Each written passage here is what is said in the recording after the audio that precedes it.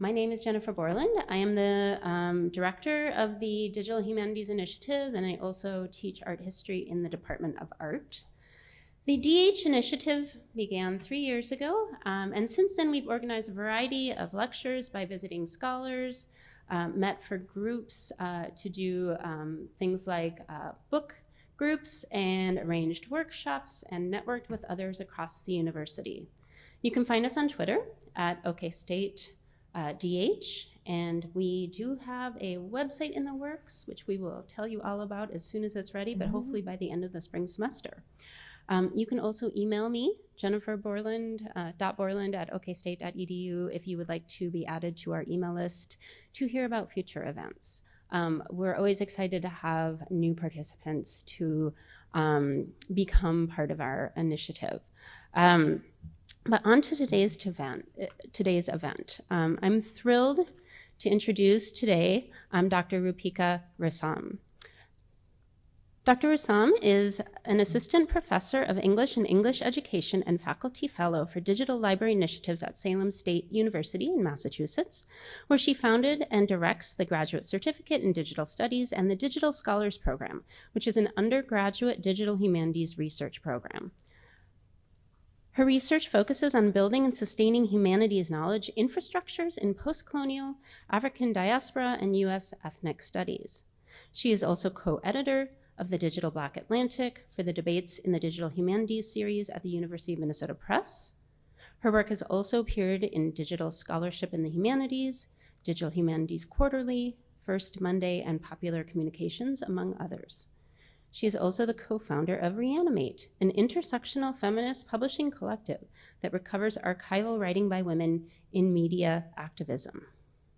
Her monograph, New Digital Worlds, Post-Colonial Digital Humanities in Theory, Praxis, and Pedagogy, was published by Northwestern University Press in 2018.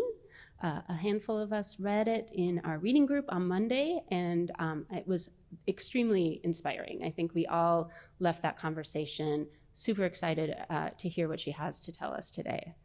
The book examines how we can remediate inequalities in the digital cultural record, where dominant cultural values that have shaped print culture are not only reproduced, but also amplified.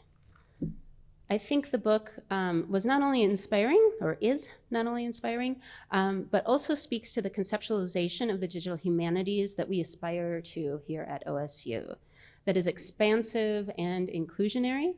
In her words, quote, "The opportunity to intervene in the digital cultural record, to tell new stories, shed light on counter histories, and create spaces for communities to produce and share their own knowledges, should they wish, is the great promise of digital humanities." She's also a member of the team that created Torn Apart Separados, the project that you're going to be hearing about today.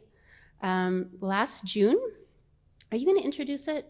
So maybe I don't need to describe it. She can tell you more about that.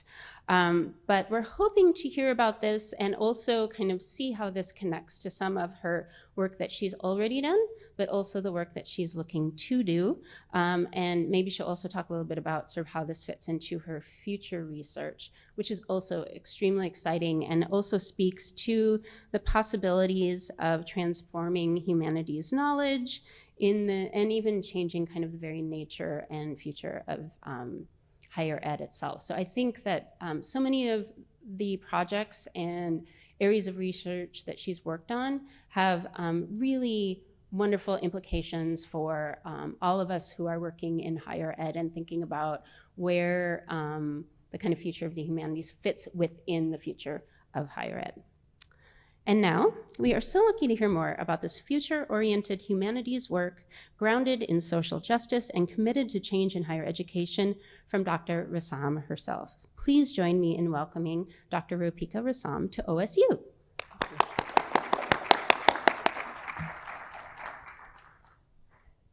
So, can everybody hear me? I think this is supposed to be on.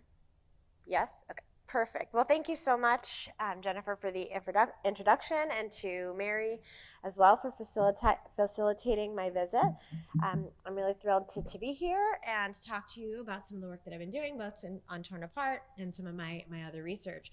As Jennifer's introduction signaled, really what drives my work is this concern about the practices of digital humanities in which so many are engaged, and in particular the ways that, unless we are really carefully attending to the way that digital humanities is engaging with marginalized communities and communities of color, and communities whose stories have not always been told or told by them themselves in print knowledge production, then what we're in danger of doing is sort of amplifying a print record that's already exclusionary.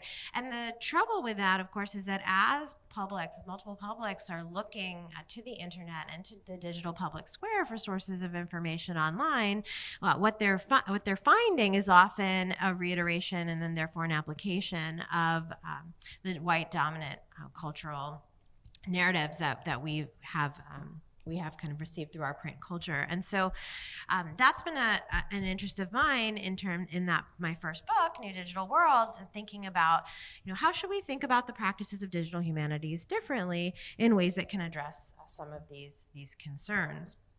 And I often think of that first book, as being addressed specifically to practitioners of digital humanities who are actively engaged in research and perhaps are looking for ways that they might rethink their practices or the way they design their projects to be more conscious of the role they can play in creating equity and justice in the digital cultural record.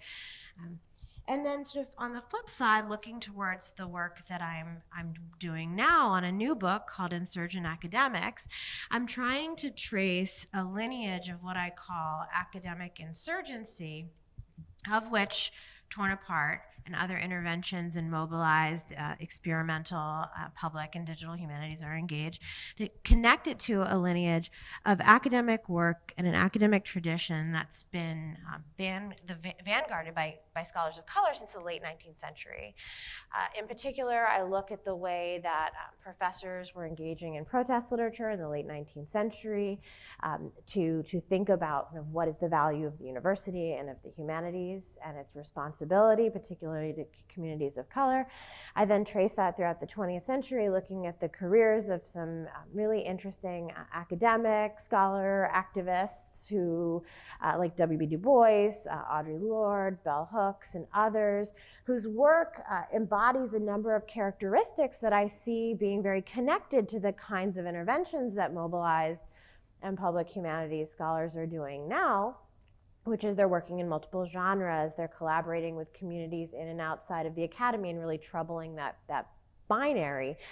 They're thinking about multiple modes of communication for their work, and they're thinking about different genres of writing as well.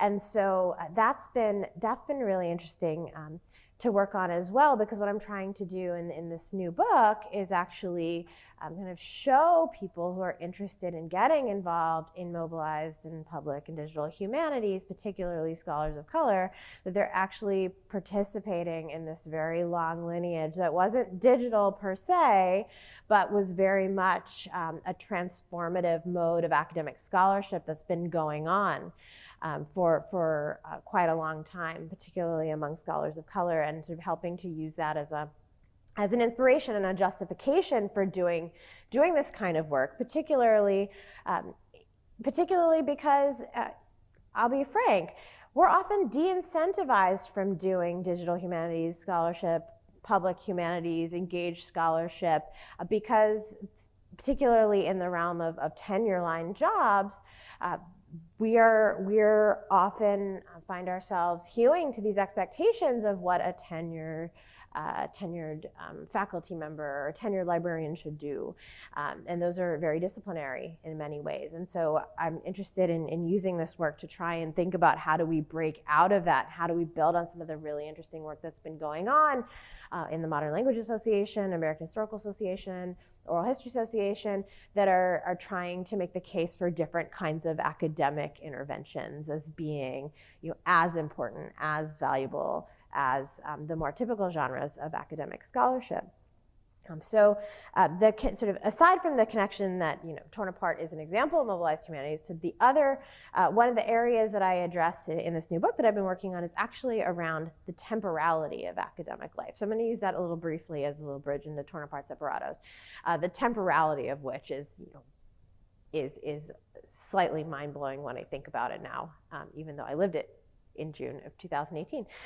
So I don't know how many of you have seen the book The Slow Professor or heard of this book. It came out a couple years ago, and it was very interesting. The argument behind it was that there's been the slow food movement, other kinds of slow movements. We haven't had a slow professor movement.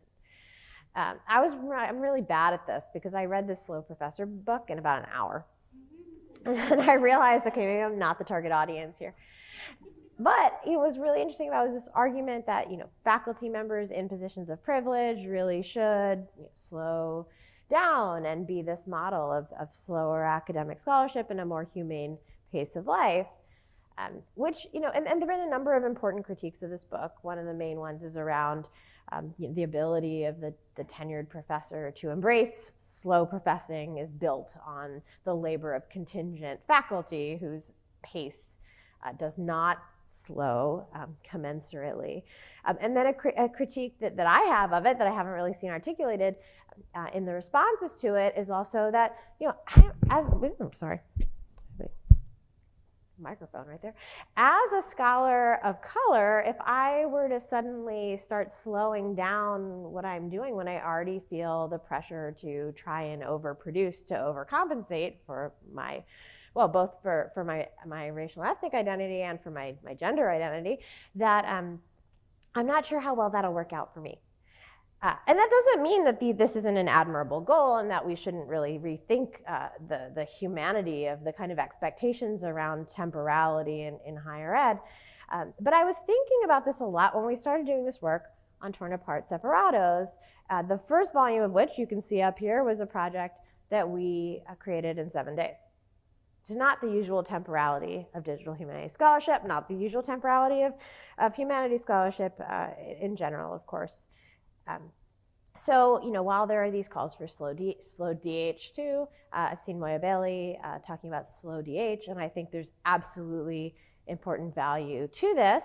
What I'm talking about here is what I sometimes like to refer to as DH on speed, because we were working at speed, in particular because we were responding to a political crisis, and the crisis demanded a response that was speedy. So Torn Apart Separados is an example of what a number of us have come to term mobilized humanities, and you can hear the sort of implicit speed in the term mobilized. It's a term that has been really spearheaded by the Group for Experimental Methods in the Humanities, which was founded at Columbia University by Manan Ahmed, Alex Heel, and Dennis Tenen. And they have been thinking through a number of the ways that digital humanities can respond in times of crisis. And before Torn Apart, the intervention that they had led that had really gotten a lot of traction was the Puerto Rico Mapathon. So once Hurricane Maria had the Category 4 hurricane hit Puerto Rico, there was an issue around the fact that the maps that were being used by aid workers were out of date because the hurricane had taken down bridges and blocked roads and so forth. So what they did was organize, the Group for Experimental Methods organized a mapathon at Columbia University where they taught faculty members, staff, students, and members of the community how to update the OpenStreetMap that the aid workers were using by comparing it to updated satellite imagery that showed what the circumstances on the ground actually looked like, and then to outline and either validate the map as it was or indicate where there was a problem with it. And so they were actually able to, in addition to the 60 participants who were actually at Columbia, they kind of spread this model to 25 other universities. And so there were a sizable number of people who were mobilized, if you will, to engage in response to the hurricane. So there's very much that tradition coming out of that group of Mobilized Humanities interventions. And so when we started hearing some of the issues around the US-Mexico border, naturally, we all sort of were coming back to this question of, with our skills in technology and in the humanities, with our research skills, was there anything we could do to intervene? And so the origins of Torn Apart Separados are actually in late May 2018. If you remember when there was this concern that the US government had lost children, do you remember this? The lost children, 5,000 lost children. So when this happened, Alex Seal and I were talking to each other about whether there was, again, this question of, was there something we can do? We can research, we can build maps. Is there a way to respond? And we started, much like the way we would come to start the project that would be Torn Apart Separados, by doing research. And so we spent a day or a night or so digging into the process around the management of migrants by the US government. And what we learned actually ahead of the media cycle was that these children actually were legitimately unaccompanied minors. The problem had been that because the family separation policy, that when families arrived at the borders, the children would be separated from their parents, had been announced, there was this conflation going on between the family separation policy and the actual management of unaccompanied minors who had arrived at the border. So the sort of media cycle and the social media outreach cycle were starting to think, the US government was taking these children from their parents and then losing them, which, as we know now, actually is what ended up happening. But that actually wasn't what happened at that time. These 5,000 children had arrived at the border unaccompanied. They go into this system that's been devised for management of the children. So they, according to the Flores settlement of 1996, they can't be held for more than 20 days. And they're supposed to be held in the least restrictive setting based on their needs. So the US government has contracted out to a number of nonprofit organizations to run these shelters, right, for the children. And so what happens then is that within 20 days, they need to find either a relative or a sponsor. And 90% of the children go to relatives. Often, this is critical, relatives who are undocumented. And so then in 30 days, when this office, called the Office of Refugee Resettlement, calls up the relative or sponsor and nobody picks up the phone, the children are now designated as lost. And so, what we discovered in this research, and we were also reaching out to social workers and activists and people who work on the ground with migrant communities, is that actually many of these people did not want to be found because they were undocumented, and they were concerned that if they were found, if they picked up the phone, if they brought the kids to immigration court, then they might be deported. So there was this issue around this question of children being lost that we sort of realized, wait a minute, we don't want to find them. This kind of motivation towards find the children that we were seeing on social media was misguided, and so we thought, the best thing we can do with our expertise is share the knowledge that we have found with as many people as possible, and not do any kind of project, just share information. So we did that. And so that's really, I think for me, one of the most instructive lessons of doing this work is that, it's tempting to be techno-utopian or techno-solutionist and think, just because we can do something, we should. But in fact, no, there really has to be this sort of evaluative process and research to determine, A, whether or not what you might end up doing would be appropriate for the situation, and B, what are some of the ethical concerns around doing that. And I'll return to this ethical issue in a minute because it came up again with the actual Torn Apart project.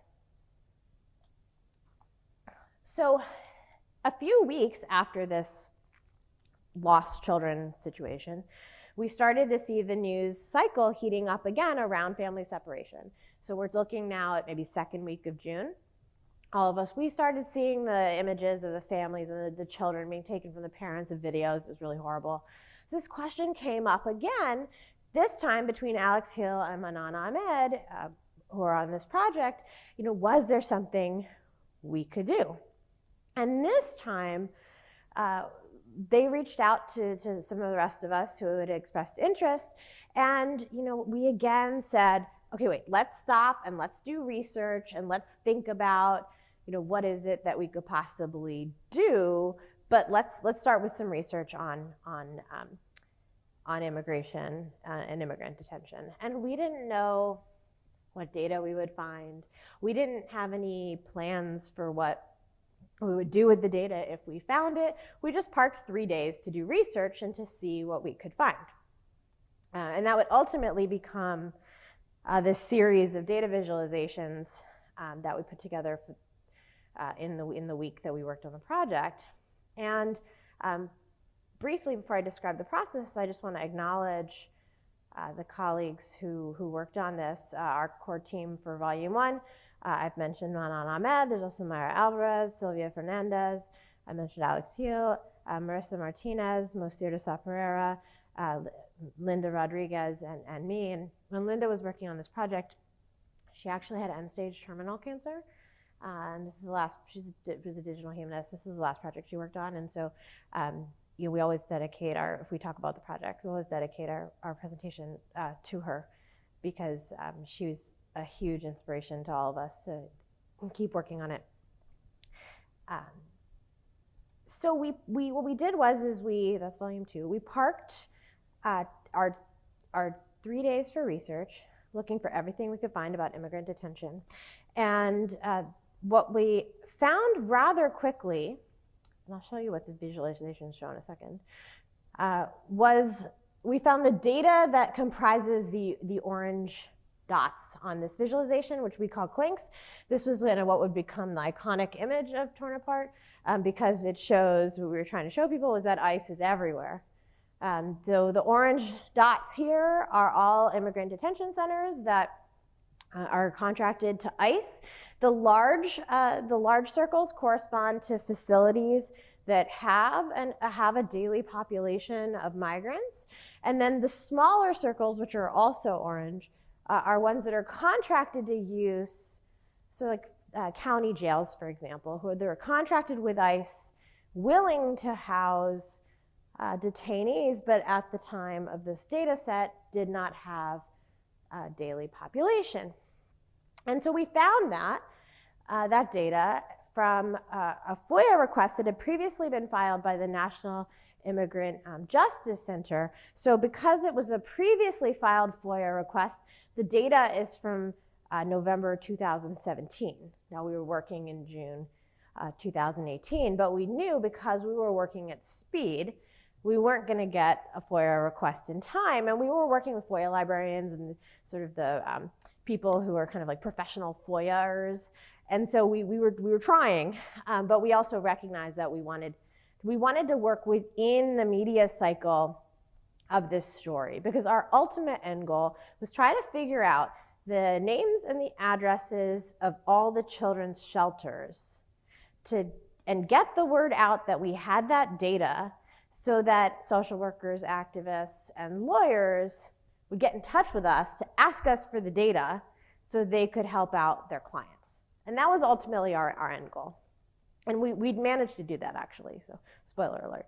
But what we had in that data set, in addition, was that we knew the number of children's shelters. And these were the children's shelters that were part of that schema for managing children that I described earlier. And so we knew roughly where they were geographically, but everything else was redacted. So we knew where they were geographically and how many there were. So we actually went ahead and hand curated the list of the 113 shelters that are contracted to house juveniles, and those are in purple, so you can see some of them down here. And actually, there are some in the Northeast. There are actually some you can't see right now, but there's a number in Chicago, California, and then of course along the border, the U.S.-Mexico border, as you might expect to find. And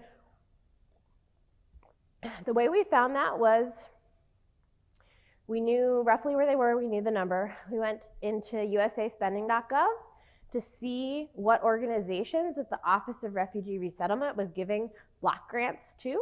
Where were they giving out money? And so we got the names of a number of nonprofit organizations, some of which you probably have heard about in the reporting around the family separation policy, like Southwest Key, for example, is a name a lot of people have heard. Lutheran Family Services is another one. And so we had a sense of where that money was going. And then we started looking through old immigration records of transfers of juveniles from facilities to immigration court. And so we had lists of that from 2015. So we cross-referenced that with the current funding data.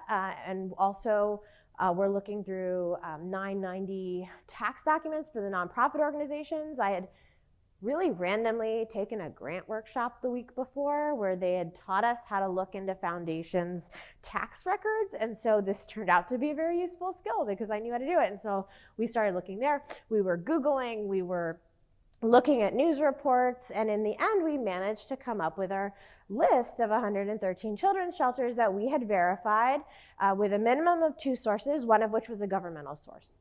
The other kinds of sources, a current government source. The other sources were, older government sources, journalistic accounts, tax documents, Google, and so forth. And just as a sort of interesting sort of side note on that, we put together an essay called Textures for each volume of the project, where we talked, it's really the critical apparatus for our project, where we talk about kind of what we were trying to do, where we failed, where there were some leads we thought we were following and they didn't work out. And then also sort of some interesting things we found that we didn't really have any other place to put. And so these were actually pretty instrumental, the reason I'm mentioning them, in getting attention for the project, which we needed because we were trying to court that media cycle. So the first was, I came across this. This was when I was just Googling the names of shelters, trying to find their addresses. I found this Google entry for a Southwest Key shelter in Tucson. And if you can see what it says here, it says, necesito información sobre mi hija. So I need information about my daughter. And this is like this horrifying moment for me doing this research of thinking about how desperate somebody must be. They're asking this question to this Google directory that, no one's managing this Google directory, from Southwest Key. It was just this, one of these many sort of horrifying moments of doing this research. Alex Heal had found that while Googling as well, that there were families rating detention centers on Facebook. So there were people writing about, trips to go visiting their family members in detention centers and so forth. And then he actually tweeted about this. Then Slate somebody from Slate wrote an article about this Rate My Detention Center phenomenon, which actually helped get some of the word of our project out and was sort of the beginning of the way we tried to intentionally get into the media cycle. And so, but what we started seeing after the Slate article came out and went viral is actually random members of the public coming back to these detention center Facebook places and protesting the family separation policy in these reviews. So there's this sort of strange media ecology that was going on alongside the work that we were doing. But because of some of these, because of the attention that some of these kind of horrifying details were getting for us, we were approached by Wired magazine if they could do a fly on the wall story of us while we were working on the project. And we decided that the answer was yes, because fundamentally what we wanted to do was, as I said before, get the word out that we had the data. So once we had that data, that was after 3 days, the question was then what we were going to do with it. And as I said before, we didn't know. We just knew we wanted to do something that would be memorable. We wanted to tell stories about immigration. I should also mention that all of us who worked on the project, we are either immigrants ourselves or grew up in the borderlands of the US-Mexico border. So this had also a very personal dimension for all of us. as well. And so we got on Skype. So the three who were in New York were in a classroom at Columbia University at a chalkboard. And the rest of us, four in Texas, me in Boston, one in Sweden, were on Skype, and they were drawing pictures on the board, and we were drawing pictures on pieces of paper and holding them up to our camera as we tried to envision what we could do with the data and what kind of stories we could tell. And one of the questions I often get about this project is, why is this digital humanities? You know, this isn't a humanities data. And I say sort of several things in response to that. I say, first of all, every single one of us who worked on this project is trained in digital humanities, and either as a historian or a literary scholar. And this includes our librarians. And every single one of these people is also trained in post-colonial theory. And so we are coming at this project and thinking through what we can and can't do with data, deeply informed by, in some of our cases, you know, a decade of experience in digital humanities and a decade of thinking about digital humanities in relationship to social justice, but also this kind of very clear theoretical sensibility that comes out of being trained in post-colonial studies. And the other sense as well is that we were thinking about this as data storytelling and telling stories with data. So while this map that you're looking at is sort of a more typical data visualization, and then even in volume 2, we have some more typical data visualizations, we also have some ways that we play around with the genre of data visualization simply to tell a story and do things with the tools that they weren't really designed to do and that are not necessarily expected as an intervention in data visualization, but we're playing around with it to tell stories and playing around with the genre. So one example is the second visualization we created, which is called the trap. And so the trap is intended to illuminate some of the tensions and even some of the kind of absurdities around the border and around policing of the border. So what you can see here, if you can see this, is along the border there are these semicircular indentations, and those are the points, those are the ports of entry where, theoretically speaking, asylum seekers have the legal right to go and seek asylum. What was happening at the time in the summer of 2018, and again, we saw this actually in November 2018 happening again around Thanksgiving in Tijuana, is that the ports of entry were being intentionally closed. And there was a sort of intentional move to prevent or to slow the process of asylum seeking. And so what would happen in that case, you know, the US government had Customs and Border Patrol agents standing in the middle of the bridges over the Rio Grande River saying, turn around, and turning people away. We also had families you know, waiting at the ports of entry on the Mexico side of the border because the US government was only processing 3 asylum claims a day.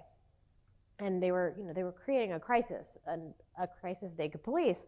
And so what was happening, but people, you know, getting frustrated and you know, coming out of desperation, was either they cross in these spaces in between the ports of entry. And of course, when you cross there, your crossing is criminalized and it's a misdemeanor.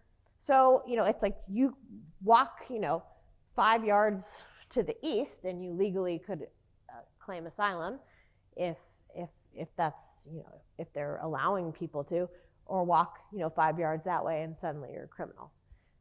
And then this space here is the 100 miles from the border in which Customs and Border Patrol and ICE rather are able to stop and ask people for their papers and to enforce immigration laws. And so we wanted to kind of tell that story. And by the way, even though what we depict here is the southern border, this is that 100-mile radius pertains to all borders. So it pertains to the Canadian border, the coasts as well.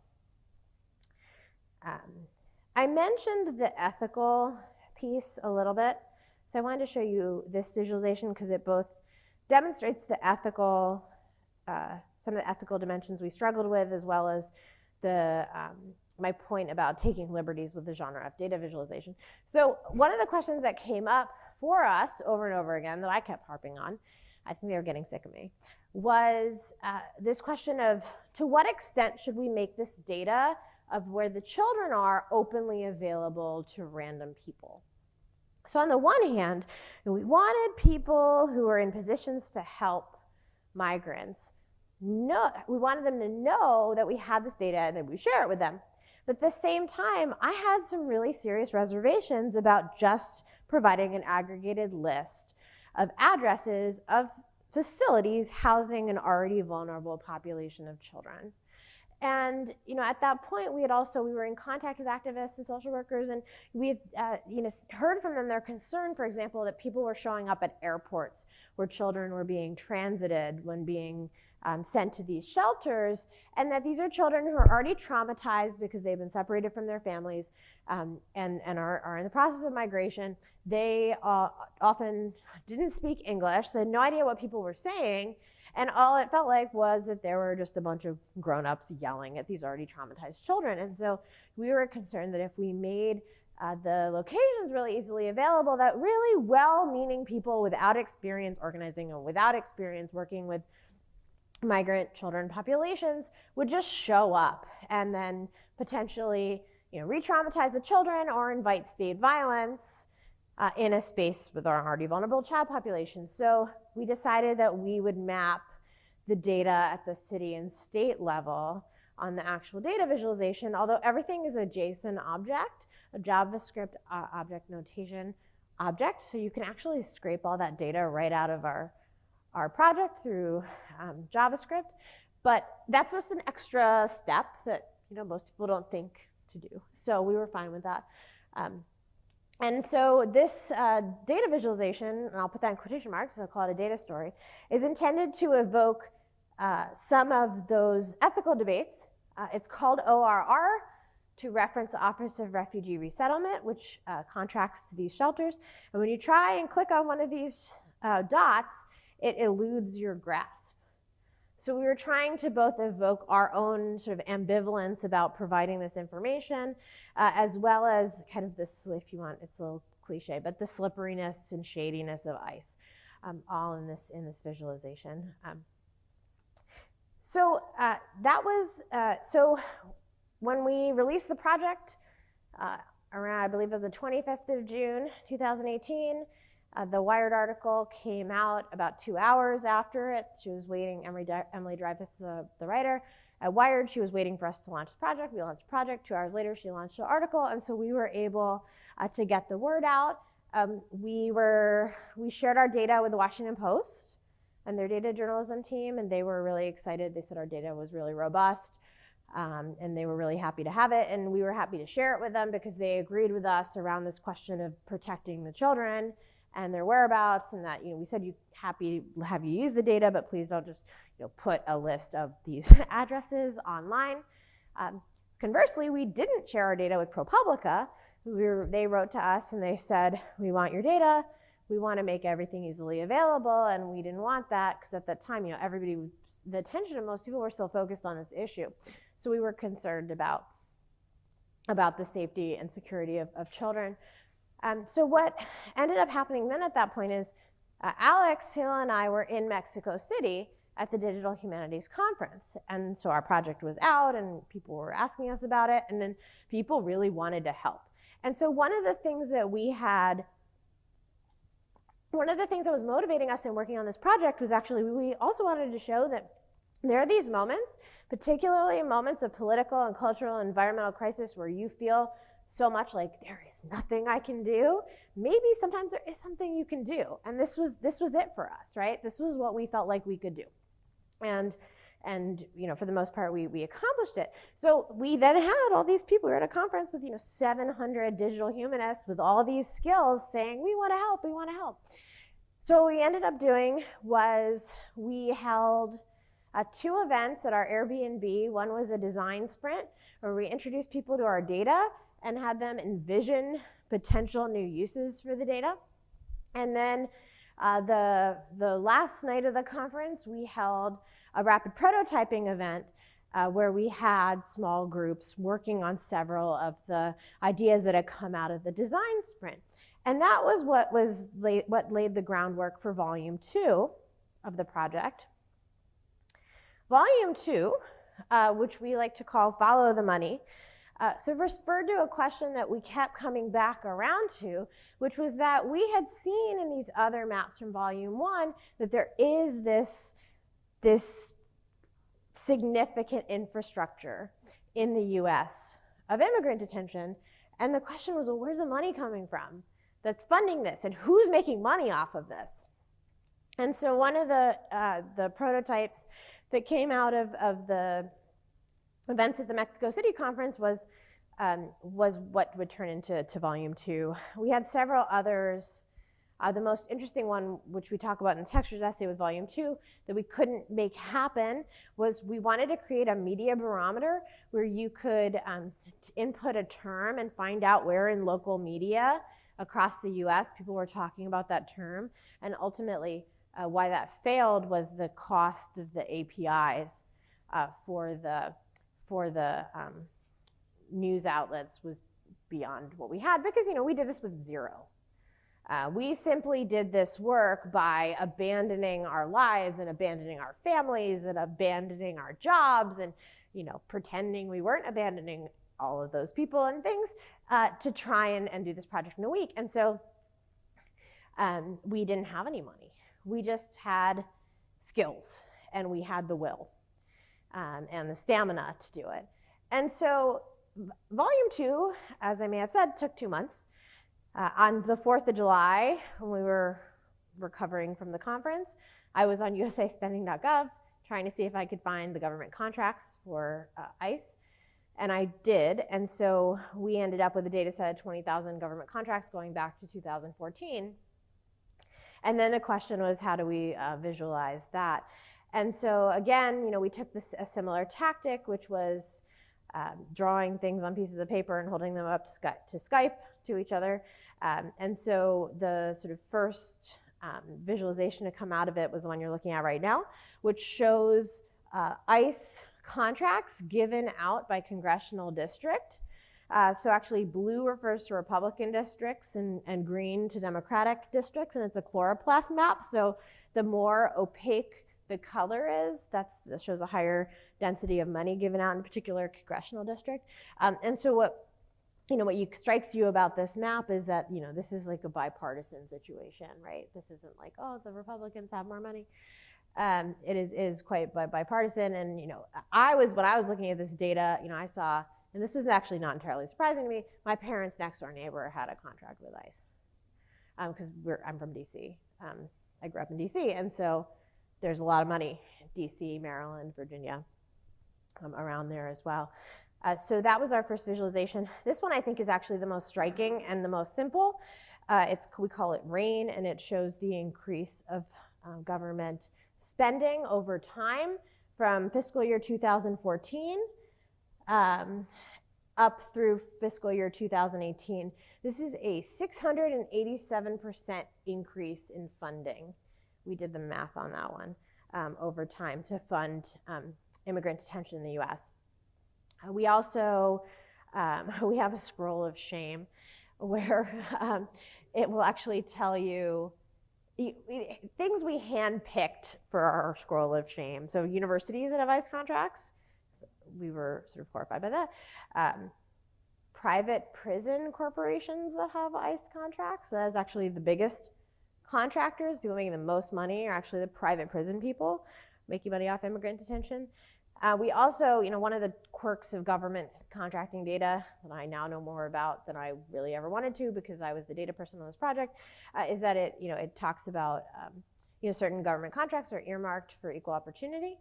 And so we created a visualization called equal opportunity oppression to sort of shame, I suppose, the businesses owned by people of color that are making money off of ICE as well. And then we have several other visualizations that I'm happy to show you during the Q&A, or you can look at on your own. But what I wanted to note as well is that this wasn't just about this project. I mean, it was about this project, but we were also interested in thinking through how what we were doing could be a model for other people who might want to do this kind of work. And so this is the Nibble Tense Toolkit, which is edited by Alex Hill.